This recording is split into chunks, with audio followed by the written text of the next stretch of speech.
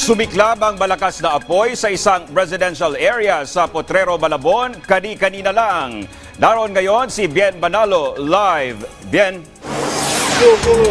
Dominic, itinaas nga sa ikatlong alarma ang sumiklab na sunog dito sa isang bodega sa Engineering Road, Barangay Potrero, Malabon City. At Dominic, patuloy yung paglabas ng makakapal at maiitim na usok mula doon sa nasusunog na bodega. At Dominic, kung mapapansin mo, nasa pagitan ng isang commercial building na umano'y printing press at ng isang residential building itong nasusunog na bodega. Bandang 3:24 kaninang hapon nang itaas ito ng Bureau of Fire Protection Malabon sa unang alarma. Pero dahil sa lakas ng apoy, bandang 3:54 na iakyat na ito sa ikatlong alarma. Tulong-tulong ang mga bumbero at fire volunteers sa pag-apula ng apoy. Batay sa inisyal na investigasyon ng BFP, mga instrumento gaya ng piano at gitara, mga plastik at kahon ang laman ng bodega. Inaalam pa ng mga otoridad ang pangalan at may-ari ng bodega.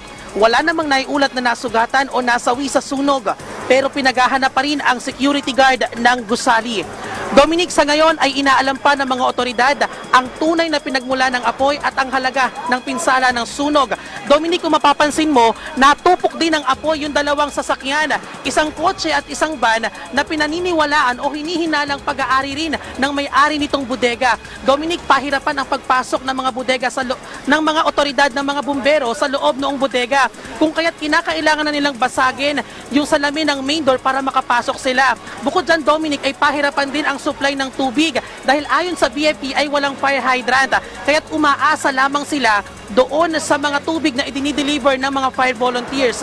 Sa ngayon, Dominic, ay patuloy ang pag-apula, pagresponde ng ating mga bumbero at fire volunteers.